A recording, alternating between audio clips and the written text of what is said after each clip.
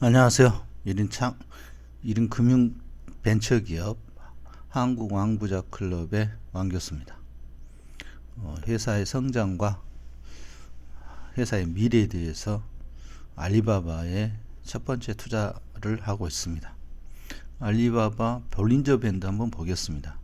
이 볼린저 밴드는 가장 많이 보는 투자자의 기술적 지표입니다.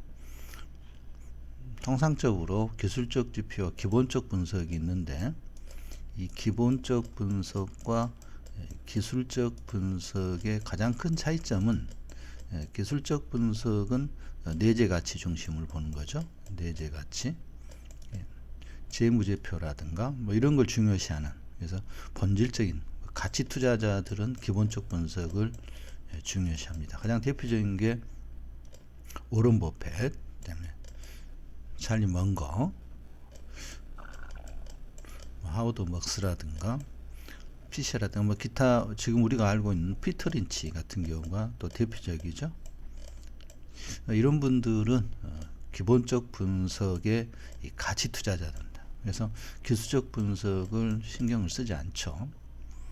전체 투자자의 기본적 분석을 중요시한 투자자는 그렇게 많지 않습니다. 그래서 이분들이 대단하고 유대한 거죠. 대부분 이제 기술적 분석. 이 기술적 분석은 가장 많이 보는 게 차트를 보는 거죠. 차트를 봅니다. 차트에 보면서 뭐 예측을 하고 거래하는 뭐 가장 대표적인, 주로 단기 매매 중심이죠. 단기 매매고, 여기는 장기 투자자입니다. 장기 투자자들은 가치 이하에서 시장에 저평가되어 있을 때, 시장이 피가 낭자할 때 매수를 좋아하고요. 이 기술적 분석을 하신 분들은 되게 일반인들 많이 하죠.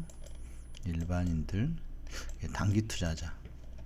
굉장히 어렵다고 봅니다. 기술적 분석을 통해서 수익을 영원히 내는 이런 것은 사실상 불가능하다 보여지는데요. 자, 볼린저 밴드, 존 볼린저가 만든 볼린저 지표입니다. 지금은 가장 많이 보는 것 같아요. 볼린저 지표 가장 단순하죠. 지난 21선이죠. 이게 중심선이 있습니다. 중심선이 있고, 하한선이 있고, 상한선이 있고, 이렇게 중심선, 상한선, 하한선. 이 안에서 움직일 거래 확률이 95%라는 거죠. 확률적 통계입니다. 95% 확률로 상한선과 하한선에서 거래가 이루어진다, 이렇게 보는 거고요. 또 볼린저 밴드의 특징은 수축과 확장을 반복한다 이거죠. 수축과 확장, 수축, 확장, 또 다시 수축, 이 과정을 통해서 거래를 할 수 있다는 80년도에 나온 볼린저 밴드의 개념입니다. 시장에 신선한 충격을 줬고요. 실제로 지나보면 맞고요. 그래서 볼린저 밴드의 특징은 수축과 확장, 그래서 오므렸다가 벌리는, 이게 물고기가 입으로 오므렸다 벌리고 하는 그런 모습과 비슷하죠. 이 수축과 확장을 이용해서 이제 거래를 어떻게 하느냐. 지금 중심선을 20일로 둔 이유는 21선을 많이 보기 때문에 그런 거죠. 이걸 뭐 더 넓게 할 수도 있습니다. 그러면은 확률이 97% 안에서 움직이고요. 일반적으로 보는 거니까 보겠습니다. 그러면 일단 최근의 동향을 보면, 최근에 볼린저 밴드의 이렇게 수축 국면이었잖아요. 그러니까 수축이면 반드시 확장을 합니다. 상승의 확장이냐 하락의 확장이냐는 결정을 하겠죠. 그래서 알리바바 같은 경우는 수축 국면에서 드디어 이제 확장을 하죠. 수축에서 확장을 하면서, 자, 밴드 상한선을 타고 움직입니다. 상한선 타고 움직이면, 자, 벗어났잖아요. 95% 확률로 벗어난 거잖아요. 그러니까 다시 들어오는 거죠. 다시 들어와서 다시 안에서 상한선 타고요. 최근에 이제 이 지점을 보시면 이제 벗어났잖아요. 벗어났고, 여기도 벗어났고, 종가 기준으로 벗어났잖아요. 완벽하게. 그러니까 이게 다시 안으로 들어온다 이거죠. 볼린저 밴드 안으로. 이건 벗어났으니까 95% 확률에서 벗어난 거잖아요. 그래서 95% 확률에서 벗어났으니까 다시 볼린저 밴드 안으로 들어오고요. 지금 확장했잖아요. 이렇게요. 확장. 오므렸다가 확장했으니까 다시 수축 국면에 지금 진입한 겁니다. 수축 국면이면 볼린저 밴드 하한선과 볼린저 밴드 상한선에서 이제 이 안에서 이제 움직이다가 또 수축이 어느 정도 이루어지면 다시 확장, 이렇게 다시 확장하는 거죠.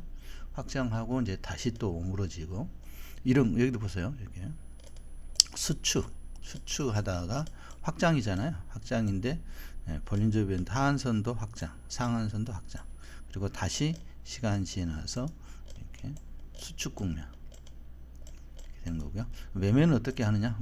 방금 말씀드린 것처럼 20일 기준 중심선을 기준으로 볼린저 밴드는 이 중심선을 이탈하게 되면 매도죠. 여기서 매도하고요. 다시 중심선을 타고 흐르다가 돌파를 하게 되면 매수. 여기 돌파를 하게 되면 매수, 이렇죠.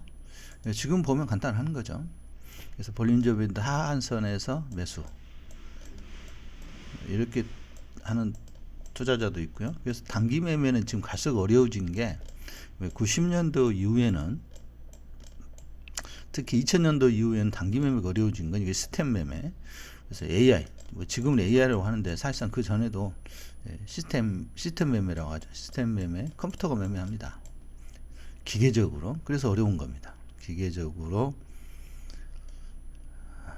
AI요. 그래서 단기 매매는 이제 개인이 영역은 벗어난 것 같습니다. 일반인들이 AI를 이길 수는 없겠다, 이렇게 생각하는 거고요. 갈수록 어려워진다 봅니다. 갈수록 기계적으로 하는 거잖아요. 근데 이 당시에 이때쯤, 지금 보면 이때가 벗어났지만, 이때 개인 입장이라면, 일반인 사람이라면 매도했다면 이 상승을 놓치는 거잖아요. 놓치는 거고요. 또 여기에서 매수를 했다면 좀 조정받고 있으면서 힘들어하는 거죠. 그래서 기본적 분석자들은 이 회사의 가치에 치중하기 때문에 저평가냐 고평가냐만 따지는 거잖아요.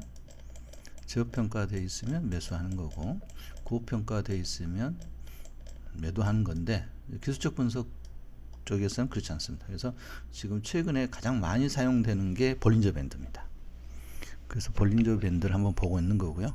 또 이동평균선보다는 최근에는 볼린저 밴드를 개인 투자자들이 많이 사용하기 때문에, 일단 단기 예측은, 단기적으로는 볼린저 밴드의 영향을 받을 수밖에 없는 거죠.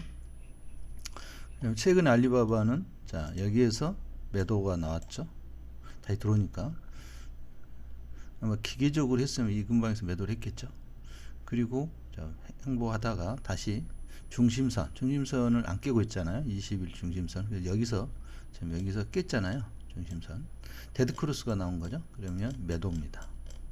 매도. 그래서 이게 이제 추세를 타고 이렇게 계속 흘러갈지, 이렇게 보세요. 이렇게 계속 21선 돌파 못하고 여기서 매도가 이루어졌다면 이렇게 계속 여기까지 왔잖아요.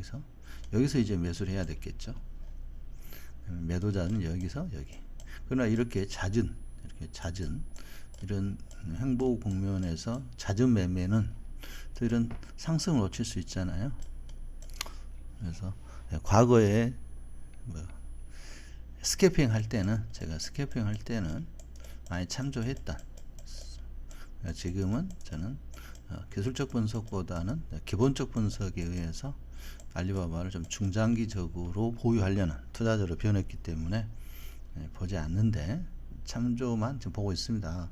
조정이 어느 정도 이루어지겠구나. 지금 수축 국면입니다. 수축 국면. 저는 이렇게 갈 것 같지는 않고요. 옆으로 이제 행보하면서 수축하다가 어느 순간 또 상승으로 턴하겠죠.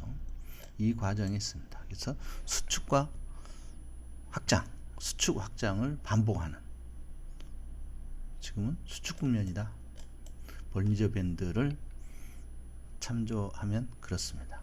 이동평균선도 많이 활용을 하는데, 이동평균선보다는 볼린저 밴드를 더 많이 활용하죠. 상한선과 하한선, 이걸 잡아주기 때문에 그렇습니다. 자, 이 시간에는 볼린저 밴드에서 한번 살펴봤고요. 다음 시간에는 뵙겠습니다. 감사합니다.